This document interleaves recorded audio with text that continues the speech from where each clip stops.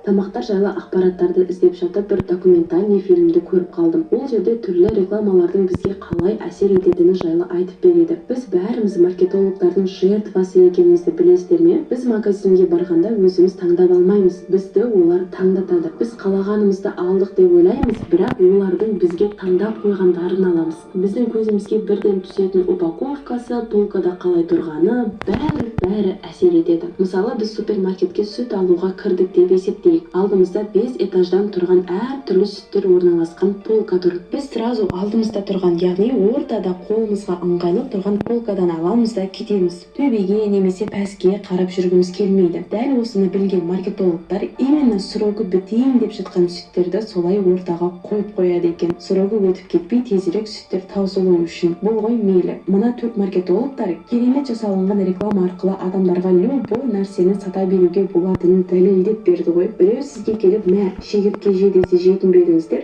Ойбай, жоқ деп жатқан шығарсыздар, иә. Бірақ мына маркетологтар жай ғана реклама арқылы адамдарға сол шегірткені жегізді деп айтсаңшы. В общем, олар бірінші жақсылап отырып барлығын ойластырды. Шегірткені адамдар өздері жегізе келетіндей не істейміз деп жоспар құрды. Сөйтіп қаладағы ең қымбат деген ресторандардың бірімен келісіп, ресторанға келетін ең жағдайы жақсы тамақ таңдап қалған біреуді шақыр дейді. Олар болса осы әдемі Настя атты қызды шақырады. Оның тамаққа деген талғамы өте жоғары қыз екен. Анау мынау тамақтарды жей бермейді. Шеф-повар шегірткені чикен сияқты қуырып, тарелкаға әдемілеп қойып Настяға апарып береді. Ол бірінші көріп тарелкадағы тұрғанның шегіртке екенін біліп шошып кетеді, бірақ оған маркетологтар былай айтады. Бұл жай ғана шегіртке емес, бұл жеуге болатын шегіртке. Оның денедегі майды жоятын, яғни аздыртатын күші бар. Ал оны былай қуырғанда ерекше дәмді бола түседі деп айтып еді. Настя сразу қызығып кетіп, қолына палочка алып, шегірткені жеуді бастайды.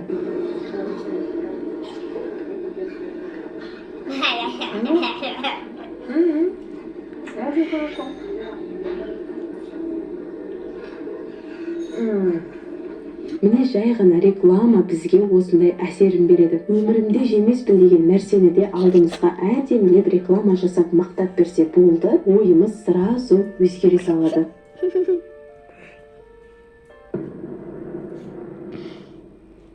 Мына видеоға қараңыздар, банан тіріліп қимылдап жатыр. Түрлі пабликтерге сенсек, бұл тіріліп қимылдап жатқан жеміс-жидектерге адамның ДНК-сын салып еді, содан кейін олар тіріліп кетіпті. Брокколи тіпті кіші дәретке шығып үйреніпті.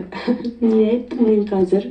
Так, бұл рас па, жоқ па? Бұндай тірілген фруктыларды салып жүрген тиктоктағы мына аккаунт. Барлық видеолары осындай. Тіпті мынандай кәмпиттермен шоколадты да тірілткен. Даже вафлиді де, чикен, нан, жұмыртқаны да. Бірақ енді әрине бұның барлығы өтірік екені анық шығар, иә. Тағы да сол түрлі пабликтер хайп жинау үшін ойбай тіріліпті деп шығара береді ғой. Бұл видеолардың барлығы жақсылап жасалынған монтаж және ИИ, яғни искусственный интеллект. Өздеріңіз тиктокқа кіріп, осы аккаунтты тауып, видеоларын мұқият қарасаңыздар, монтаждың белгілерін байқауға болатынын көресіздер.